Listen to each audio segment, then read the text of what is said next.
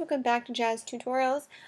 So this week we're doing an actual tutorial, unlike last week where I made a speed edit. If you guys don't know what a speed edit is, basically it's a time lapse of me making an edit in Photoshop, but I'm sure you guys figured that out anyway. I like doing that kind of stuff too, so if you guys want to see more speed edits through Photoshop without me talking you through it and all that stuff, just doing something random, feel free to comment and let me know. I'd love to hear your feedback.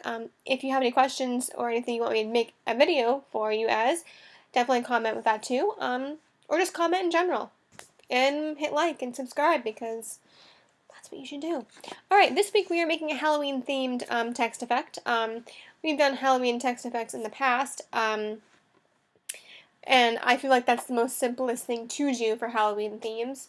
I mean, we could do a vampire themed, but I think we did a vampire last year, am I right? I think I did. Yeah, anyway, you can click back a year ago and find that video. Anyway, so yeah, we're doing a Halloween text effect. I don't know if I want to title it Ghoulish text effect or Halloween text effect. I'm not really sure which one, because I don't want to have clickbait, because, you know, I'm hearing this whole little debacle and debate about clickbait now, so I'm trying to keep away from all that weirdness, so yeah, anyway. The tutorial! Let's do this! Alright, so I have set up a background already. You guys can do the same if you want. Just grab any random like Halloween background you want to use and do with that. This text effect works best on a very darkish background, I will tell you straight up. I'm not gonna lie.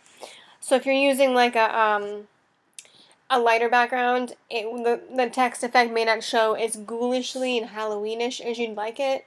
So keep in mind, a darker background works the best. Just an FYI.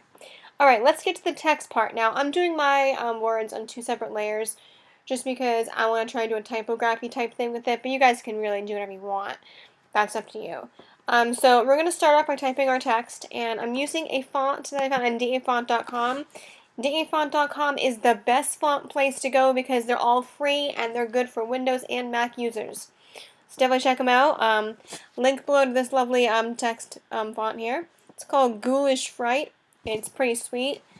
So download that font. And you can really use any color you want because we're going to change it anyway.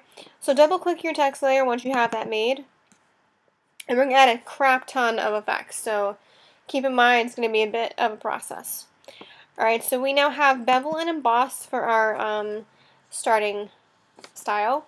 I have an inner bevel as my style, smooth as my technique, and 1000% for my depth. My direction is up. I have a 1 pixel size. We have a soften of 0 pixels. I have global light checked off here just because why not. 120 degree angle and a 30 degree altitude. My gloss contour is this one right here. It's called Cove Deep. It's a standard one, by the way, in case you're curious where you find it. Sometimes in Photoshop, all of your contours aren't loaded. They're over here in your load section. I know they're there. I promise you this. Just go over here, click Load Contours, go to your preset file, and you'll find all of them there. And then click that one, and then you're going to select Anti-Allies for that. And then down below here, we're going to have a highlight mode of overlay with a white color chosen. 100% opacity on that one. Shadow mode multiply with a black color chosen with a 64% opacity on that one. Scrolling down, we now have a contour, and this is, I believe, Twin Peaks. Am I right? Oh, nope, it's called Ring. I was almost close. So it's there. It's somewhere in here. Here it is. Right there. So click that one, and then click Anti-Allies with a range of 100%. Then scrolling down to texture, we're going to have this little bubble texture. This is a standard texture, I believe. It's somewhere in here. Whatever. Yeah, it's this one right here. Bubbles. And then we're going to have a scale of 19% and a depth of 30%. And next, we're going to be adding an inner glow setting. And on this inner glow setting, we're going to choose this lovely orange color here.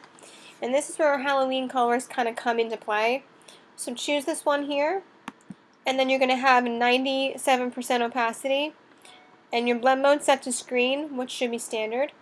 And then down below, we have the source as the edge. And then your size should say 2 pixels. And then down here on your range, it's going to say 50. but you want to say 55% for your range. Go with that. And then we're going to add a satin after that. So over here on your satin, you're going to have white for your color, overlay for your blend mode, and 50% for your opacity. And then you're going to select a 19-degree angle.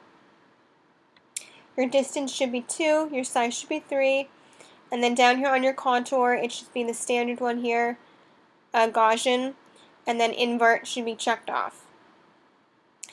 And next to last, we're going to add a gradient overlay. 100% opacity, obviously, and everything else stays the same. You're going to go with black to orange, obviously. And this is the same orange color we chose before, but I'll just show you again anyway, because why the heck not? Alright, sweet over there. And now let's go down last but not least. We're going to add a drop shadow.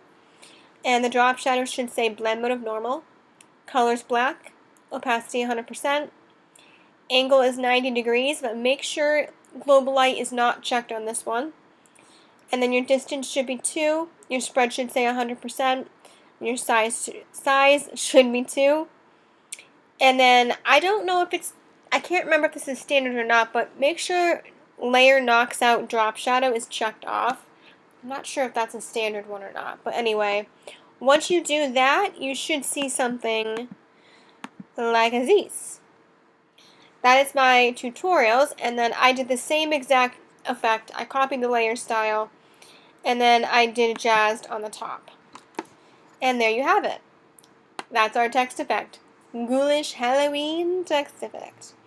Now, if I were to get rid of the top layer, you'll notice how the text effect is a little bit too bright and not Halloween enough for me, so that's why I had to add the top little layer, because now that I've added that, it kind of gives it a new little depth or something. It gives us something more, so I like that. That's why I'm saying a dark background will look nice.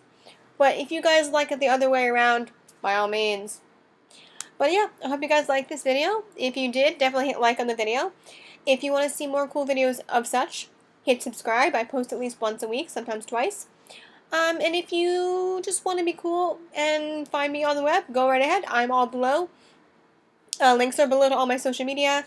Comment if you have any questions, if you want to see more stuff, if you have anything you want me to do. And you can inbox me here too, guys.